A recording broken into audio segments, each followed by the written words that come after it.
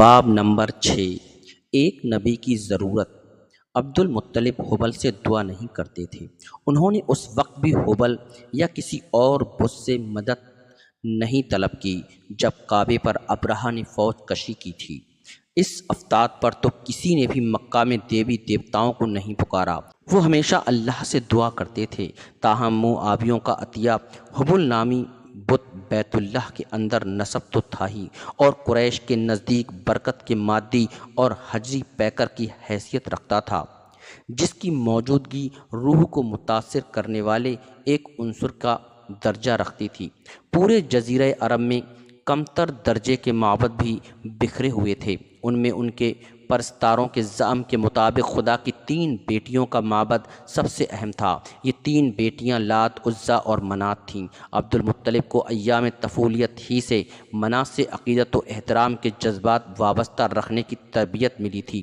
اس کا معبد نخلستان یثرب کے ٹھیک سمت مغرب ساحل بحر احمر پر قرید میں واقع تھا، مگر سرسری طور پر قریش کی نگاہ میں اہم تر معبد مکہ سے اونٹ کے ذریعے 1 دن کے سفر کے فاصلے پر جانب جنوب وادی نخلا میں عزا کا بت تھا۔ اسی سمت مزید 1 دن کے سفر کے بعد عقیدت کے کیش طائف پہنچ جاتا تھا۔ ایک سرسبز لہلہاتی سطح مرتفع پر 4 دیواری کے اندر ایک قصباتی آبادی تھی، جس میں عرب کے ایک بڑے قبیلے حوازن کی ایک شاخ ثقیف کے لوگ سکونت پذیر تھے۔ لات طائف کی خاتون محترم تھی۔ اس کا بت ایک شاندار معبد کے اندر نصب تھا۔ ثقیف کا قبیلہ اس معبد کا نگراں اور پروہت تھا، اور اس حیثیت سے اپنے آپ کو قریش کا مد مقابل تصور کر کے خوش ہوتا تھا، اور ان کی اس خوش فہمی کی تائید قریش کے لوگ اس حد تک تو کرتے ہی تھے کہ جب معمول کے مطابق رو میں بات کرتے تو ایک ساتھ دونوں کے لیے عظیم کے الفاظ استعمال کرتے، لیکن چمن حجاز طائف کو اسی نام سے یاد کیا جاتا تھا کہ باشندے اس کے بہترین موسم اور زرخیزی کے باوجود شمال میں وادی غیر ذی زرع بے آب و گیا وادی کو ایسا نہ تھا کہ نگاہ حسد و رقابت سے نہ دیکھتے ہوں۔ سبب یہ تھا کہ ان کا دل اندر ہی اندر کہتا تھا، اور وہ بخوبی جانتے تھے کہ وہ اپنے معبد کی رونق میں خواہ 4 چاند لگا دیں، وہ کبھی بھی بیت اللہ کا ہم پلہ نہ ہو سکے گا۔ یہ بھی نہ تھا کہ وہ چاہتے ہوں کہ دونوں معبدوں کو حیثیتوں کا فرق بالکل معکوس شکل اختیار کر لے۔ وہ بھی تو اسماعیل کے اخلاف تھے، ان کی جڑیں کبھی مکے میں تھیں، وہ بیت اللہ سے متعلق مکے والوں کے ہی جیسے جذبات رکھتے تھے، اور کبھی کبھی متضاد بھی۔ دوسری جانب قریش کے کسی خلاف رشک و رقابت کے جذبات نہ رکھتے تھے۔ وہ جانتے تھے کہ وہ نافع زمین پر سکونت پذیر ہیں، اور ان کے جوار میں ایک ایسی مقناطیسی تعمیر ہے جو یہ طاقت رکھتی ہے کہ محیط عالم کے ہر نقطے سے زائرین کو کھینچ لائے۔ ان کی ذمہ داری تھی کہ وہ ایسا کام نہ کریں جو ان کے اور مضافاتی قبائل کے مابین خوشگوار تعلقات کو کمزور کر دے۔ زائرین کعبے کی میزبانی کے جس منصب پر عبد المطلب فائز تھے، وہ ان پر یہ ذمہ داری عائد کرتا تھا کہ وہ مذکورہ والا امور سے متعلق گہری واقفیت رکھیں۔ ان کا ضابطۂ کار بین القبائلی نوعیت کا تھا، اور اس میں ایک حد خاص تک قریش کے تمام لوگ شریک و سہیم تھے۔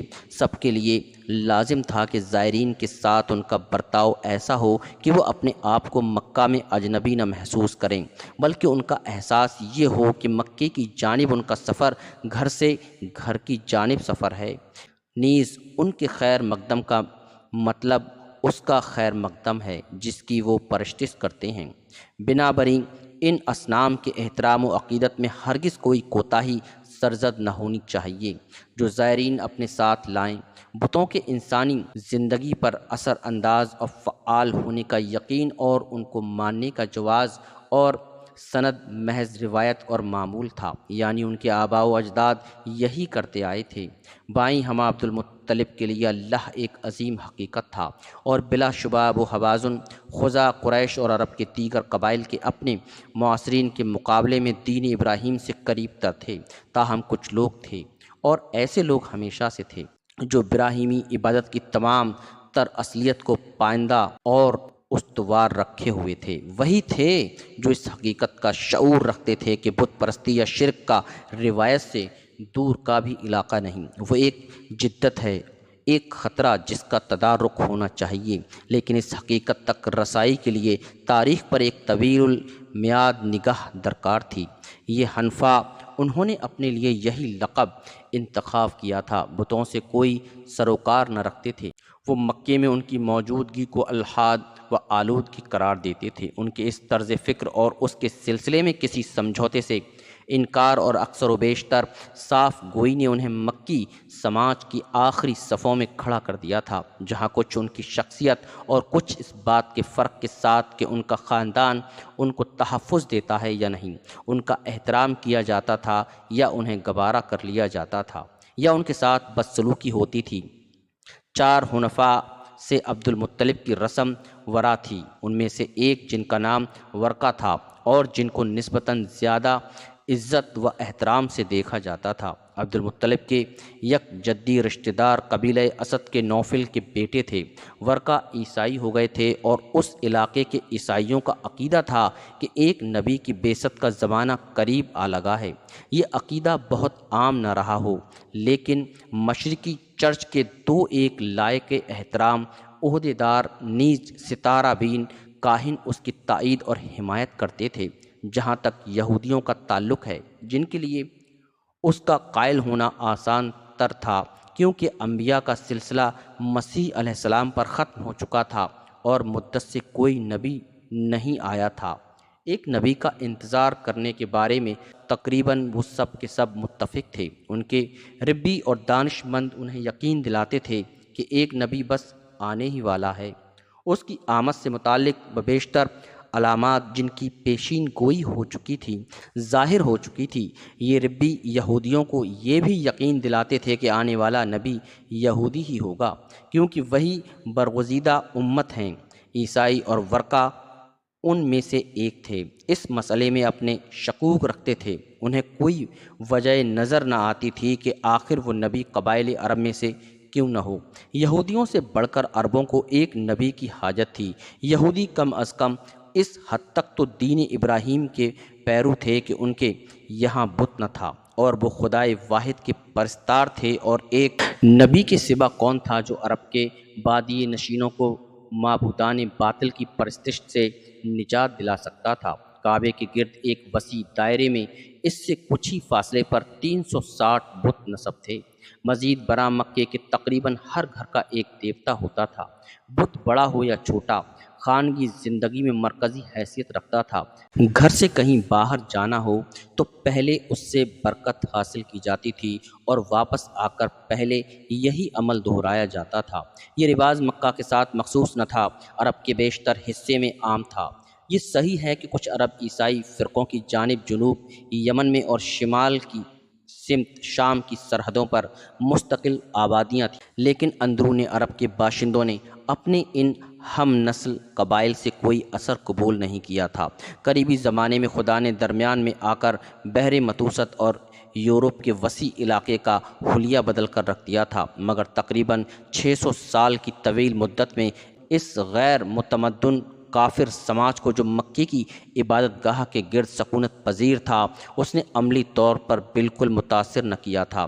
حجاز اور اس کے مشرق میں نجد کے میدانی علاقے کے عربوں کا عالم یہ تھا کہ جیسے انجیل کا پیغام ان کے سروں پر سے گزر گیا ہو۔ یہ بات نہ تھی کہ قریش اور دوسرے مشرک قبائل کو مسیحیت سے کوئی عناد رہا ہو۔ عیسائی ابراہیم علیہ السلام کی تعمیر کردہ عبادت گاہ کی زیارت کے لیے بھی آتے تھے۔ جیسے دوسروں کو خوش آمدید کہا جاتا تھا، ان کو بھی کہا جاتا تھا۔ مزید برآں عیسائیوں کو نہ صرف اجازت تھی بلکہ ان کی ہمت افزائی بھی کی جاتی تھی کہ وہ کعبے کے اندرونی دیوار پر مسیح علیہ السلام کے ایام طفلی کے یہ شبیہیں وہاں دیوار پر پینٹ کی ہوئی دوسری شبیہوں سے نمایاں طور پر مختلف اور متضاد تھیں، لیکن قریش کو اس تضاد کا احساس نہ ہونے کے برابر تھا۔ ان کے نزدیک بتوں کی کثیر تعداد میں ان دو کا اور اضافہ کوئی خاص بات نہ تھی۔ ایک حد تک ان کی اس رواداری نے بھی ان سے ہدایت کا اثر قبول کرنے کی صلاحیت سلب کر لی تھی۔ اپنے قبیلے کے بیشتر افراد کے خلاف ورقہ خواندگی کی استعداد رکھتے تھے۔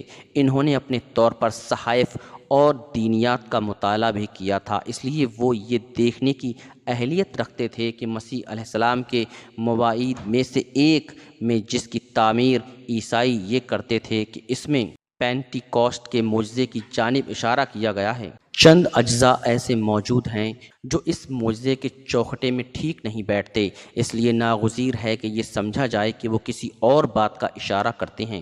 کوئی ایسی بات جو ابھی تشنہ تکمیل ہے وہ اپنی طرف سے بات نہ کرے گا، بلکہ وہ جو سنے گا وہی کہے گا۔ ورقا کی ایک بہن تھی جس سے ان کو بڑا لگاؤ تھا، وہ اکثر و بیشتر اسی سے ان مسائل پر گفتگو کیا کرتے تھے۔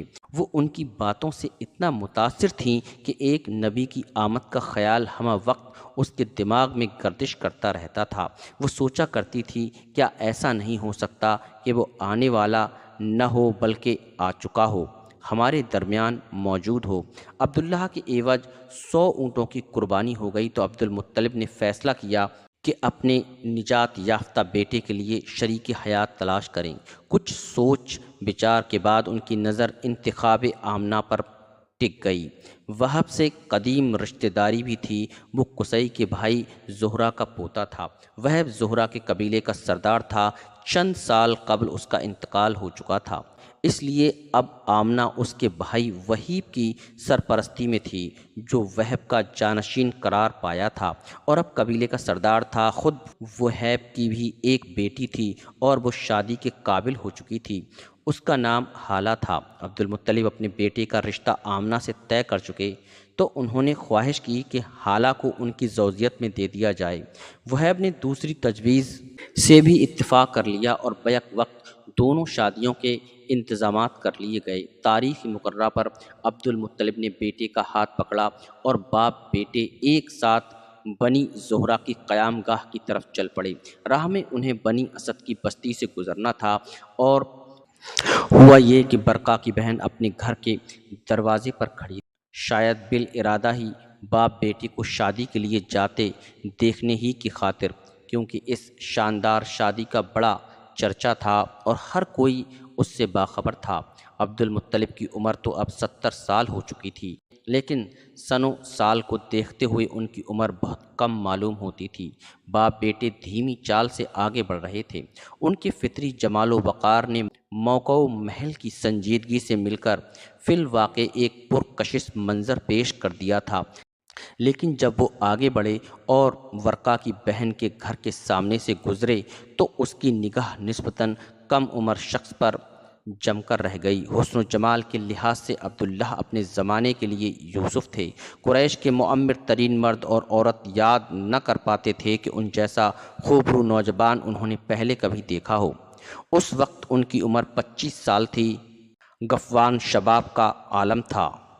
پہلے بھی ان کی شخصیت ان کی بہن کو جاذب توجہ معلوم ہوا کرتی تھی، لیکن آج جس چیز نے اس کی ساری توجہ کو عبداللہ کے چہرے پر مرکوز کر دیا وہ اس کی چمک تھی۔ ماورائے کائنات کا نور، کیا ایسا ہو سکتا تھا کہ عبداللہ ہی وہ نبی ہو جس کی آمد متوقع ہے، یا وہ اس نبی کا باپ بننے جا رہا ہے؟ اس نے سوچا۔ دونوں اس کے سامنے سے گزر ہی رہے تھے کہ ایک فوری جذبے سے مغلوب ہو کر اس نے عبداللہ کو آواز دی۔ عبد المطلب نے بیٹے کا ہاتھ چھوڑ دیا، اشارہ یہ تھا کہ اپنی چچیری بہن سے بات کر لے۔ عبداللہ ادھر مڑے تو اس نے پوچھا، کہاں جا رہے ہو؟ اپنے باپ کے ساتھ۔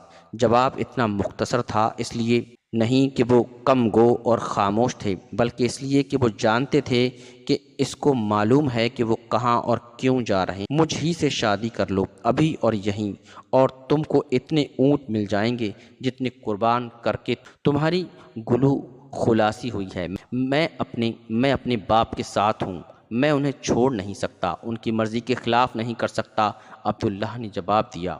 دونوں شادیاں منصوبے کے مطابق انجام پا گئیں اور دونوں جوڑے چند دنوں وہیب کے مہمان رہے۔ اس اثنا میں عبداللہ کسی ضرورت سے گھر گئے۔ اب کی بار پھر ورقا کی بہن کے گھر کے دروازے کے سامنے سے گزر ہوا۔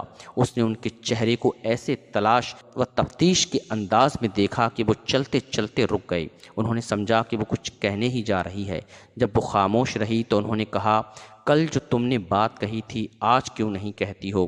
اس نے جواب دیا، وہ نور تم سے رخصت ہو چکا جو کل تمہاری جبین سے ضیاء بار تھا۔ آج تم میری وہ ضرورت پوری نہیں کر سکتے ہو جو مجھے کل تم سے تھی۔ شادی کا سال 569 عیسوی تھا۔ اس کے بعد والا سال عام الفیل تھا۔ ایک سے زائد وجوہ کی بنا پر یہ سال بڑا متہم بالنشان تھا۔